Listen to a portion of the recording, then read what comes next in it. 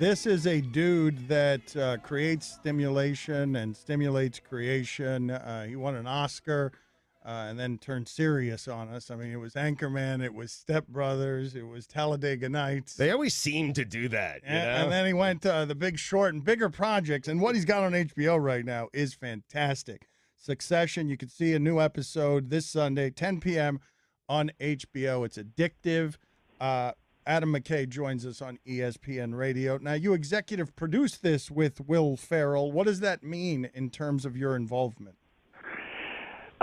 Yeah, well, we have a company, Gary Sanchez Productions. So every episode, every show or movie we do, it kind of varies. So in this case, I was heavily involved. I directed the pilot, was involved in casting the show, giving notes on scripts, working with Jesse Armstrong, the show's creator, pretty heavily. I love this one. Right? I mean, it's beautiful. It is. It's just, I'm curious as you're doing it, though. Do you realize you're making something special? It's feeling good. Once that cast came together, I knew we had a great script right from the jump. But really, what I could tell was when the next episodes started coming in, and I'm watching them to give notes. And instead, I'm just starting to watch them like, oh, my God, I can't wait to see this. That's when I knew it was good. How often does that happen? That doesn't always happen. What's that? How often does that happen? I was just about to say that doesn't happen very often. Usually you're looking at it from a work point of view, and then sometimes like 6 months later you'll get into it. But this one was immediately, each episode, I was like looking forward to the rough cut coming in. Adam, it seems like what you were about to say after Dan asked that first question was you deserve max credit for this show being a success. And listen, I'm good with that. I'm proud of you. Actually, I like you. We're friends. But max credit to you, right? Yeah, I mean, it's an awkward thing to say about yourself because it can seem a little cocky. But, yeah, I should be right in the middle of all this. Yes. I should be part. Yeah. Always a difficult thing to ask somebody, but where does this rank in terms of things that you're proud of, like professionally speaking? Well, when you directing is so intimate, you're involved in every single second of it, from conceptual writing and directing. So every movie you direct is like crazy. You're involved in it. But this is pretty high up there. This is great. From the producing side, producing's hard because it's like trying to steer a car from the back seat a little bit. And this is one of the best. And it also goes back to the lesson of when you're going to produce with great writers, and Jesse Armstrong is a great writer.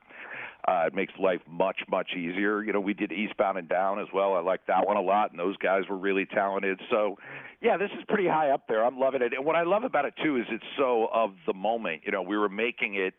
I was doing my tech scout on the pilot the day after Trump got elected, and regardless of what you think about him, it's pretty clear he has no problem promoting a child or two, and there's definitely that kind of family stuff going on. And it was like, as rough a day as it was the day after, we still knew that we were doing a show that was about what's going on with these family dynasties like the Murdochs, the Trumps, the Kochs. So that part of it, too, makes it extra satisfying. Again, this is the man who gave you Anchorman. Anchorman, put it on the poll, by the way, at LeBatard Show. Anchorman is a Hall of Famer, a comedy Hall of Famer. We're asking earlier in the first show. Ballot. Yeah, Dodgeball. Is Dodgeball a comedy Hall of Famer, according to Adam McKay? God, I don't know. I mean, how many you got in the Hall of Fame? Do you have 60 McKay. blacks? Let's go, McKay. McKay, it's your choice. As many as you want. It's your choice. You like sports? Yeah. It's your deal. Are they a Hall of Famer or not?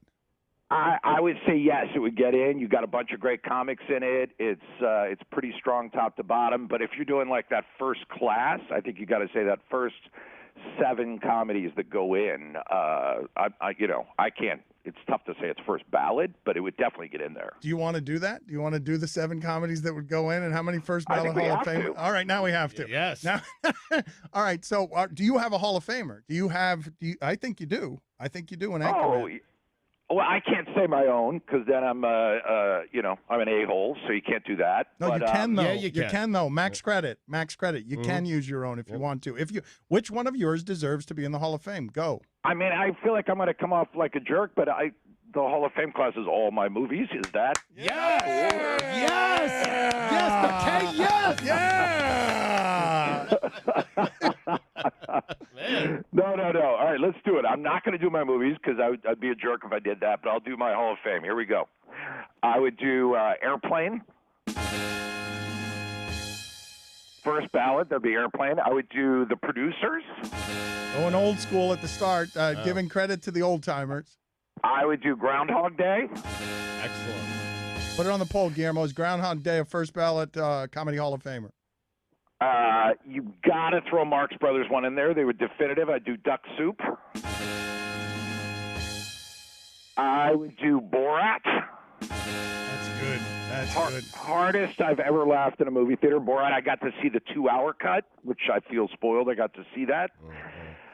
I would do. All right, now it's getting a little tricky. No, but you're good. You're good. I mean, oh God, I would do Blazing Saddles. Although, God, tough watch in today's climate. There is a word that shows up in it quite a bit, which no one says ever.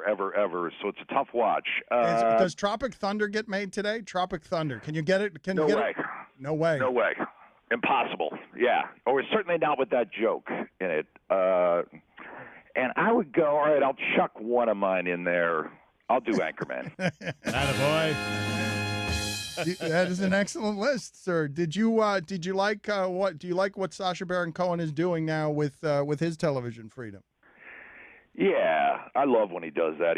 No one's better at it. It takes a level of bravery and commitment. There's just few people can do, and it's truly jaw-dropping. I mean, some of the things those people just quickly agree to do, and the fact he got a state senator, right, or a state house rep from Georgia to resign within 2 episodes of the show premiering. There's already a guy stepping away to go become a clerk at a Pep Boys. Pretty amazing. Who else is someone in comedy where you just marvel at the chances they take?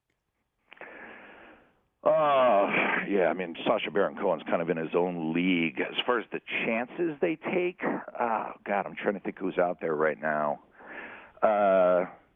Amy Schumer had a run that was pretty crazy where I felt like she was just going anywhere she wanted, saying anything she wanted. It was pretty gutsy.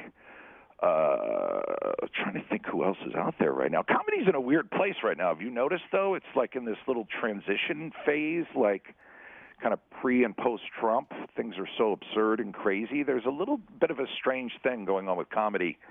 Like I think John Mulaney's doing some of the funniest stuff out there right now. His last special was pretty amazing.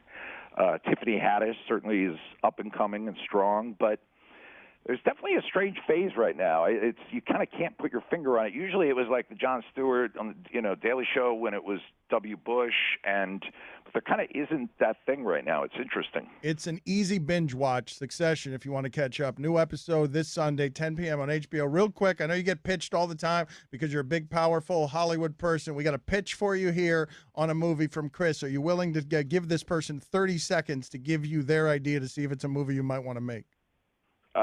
Yeah, I don't know if you mentioned it. I'm busy. I have a lot of things going on out here in Los Angeles. Understand. Pretty successful. I wasn't listening to you a second ago, but I'm pretty successful. Yes, I'll hear the pitch. 30 seconds on a hard timer, please. All right, ready? All right. Go, Chris, go. All right, Adam, here's what we got. The Friends sitcom. We're finally turning it into a movie. We're marketing it as just everything you'd expect from a Friends movie, except midway through the movie, murder. How about that? Wow, It's a total secret. I got one question. Are you saying you get the original cast back together for this? They're going to agree to do this? Yeah, that's your job, but the original cast will be there, and it will be marketed. The preview will show no murder, but when you get to the movie, murder. Love it. It's a surprise twist. How about murder? It goes murder halfway through. Then there's no real attempt to solve it. People just grieve and then slowly break apart. And just in a very real way, it goes docu-style handheld. Well, it seems like you're in. I mean, All right, well, our people will call your people. We'll get right on it. We know you're very busy. Thank you, Adam. All right. Thanks, guys. Always a pleasure. More money, more problems. making pictures, man. That was a great elevator pitch there, Chris. You did it quick, man. He gave you 30 seconds, and you murdered it. Friends, murder. 13 seconds. That's all it took, Chris.